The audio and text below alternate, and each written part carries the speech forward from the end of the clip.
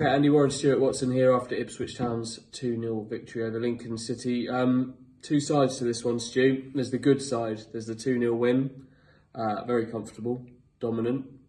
Then there's the bad side. Injuries to key players. Can we start with the good stuff first? Yeah, okay. Good stuff. 2-0 win. Massive win. Needed that tonight because everybody else bar Bolton won. Back to within 3 points of the playoff places. And as you say, very comfortable. Ipswich got a couple of goals midway through the first half, which I thought they were full value for. And comfortably saw it out in the second half. People say it was a bit low-key in terms of the performance, but job done. And managed the game quite nicely, I thought, in the second half. Caden Jackson on the score sheet again, thanks to a bit of a miscue from Sam Morsey. Don't know if he'll try and pass that one off as a pass, No. but yeah, he's miscued his shot, but it's fallen nicely for Caden Jackson. And Wes Burns had scored the first, 11 goals for him for the season. Nice little finish with Jackson with the cutback, I think, for that one. So,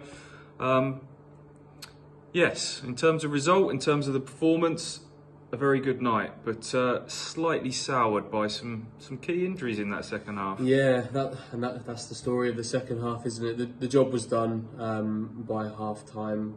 That's 10 clean sheets on the Kieran McKenna now as well, which is probably why we felt that this was so comfortable in the second half, because apart from a late Anthony Scully shot that Christian Walton had to save, there wasn't really any danger of that net being of the net bulging at the Ipswich end. But yeah, second half, George Edmondson and Sam Morsey both go off with injuries.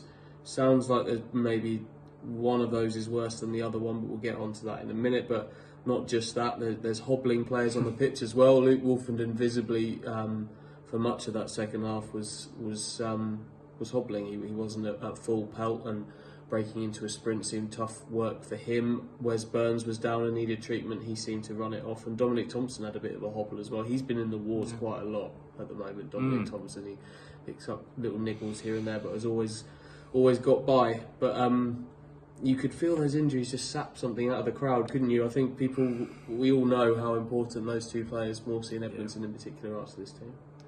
Yeah, they were going down like flies, weren't they? And I think we were saying if you could sort of pick your top three of players you would least like to get injured at the moment, Edmondson, Morsey, Burns, Wolfenden would all be vying for those top three spots. The two that were forced off, as you've mentioned, was Edmondson. He attacked a corner at the near post and has hurt his right ankle.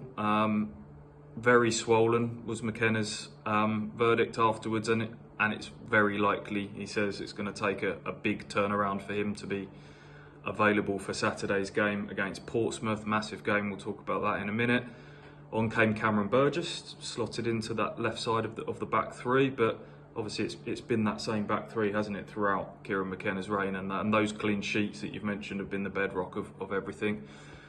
So that's a blow. And then your captain, Sam Morsey, goes off a couple of times. He sort of sat down on the turf, tried to sort of run it, tried to carry on, but ultimately came off, and that's hamstring, and we don't know how severe that one is at the moment. These things can't ever be fully assessed until they've settled down. So all we can do is keep our fingers crossed on that one, because losing both those players, I would argue Morsey in particular, changes the dynamic of this Ipswich team. Yeah, with Lee Evans out as well, that would rob you of the entire, and let's be honest, the first choice Ipswich Town midfield would be missing. I thought Tyreek Backinson, actually, I thought that was his best Ipswich performance tonight. I was impressed with him. Some sloppy moments in there still from him, but so much more good than bad from him, I thought. And then Tom Carroll finished the game, which Backinson and Carroll, we've seen that before under McKenna. I want to say off the top of my head at Wimbledon, I'm going to say. Sounds about right, yeah.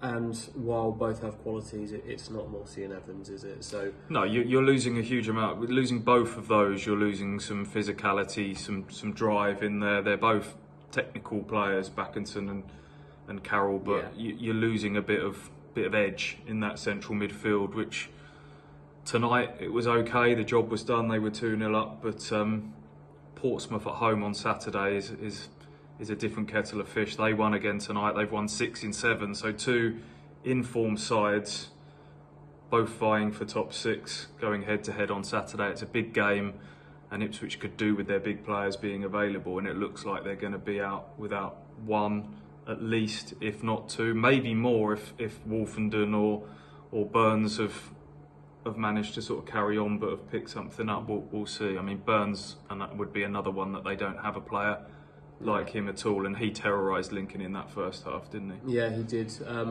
Kieran McKenna sat in this seat where we are now, and Sonny Luco too, both talking about Cameron Burgess, who's the man who would logically come in for Edmonton at the weekend, and there's a real confidence that he's going to step into that role. They say he trains incredibly well.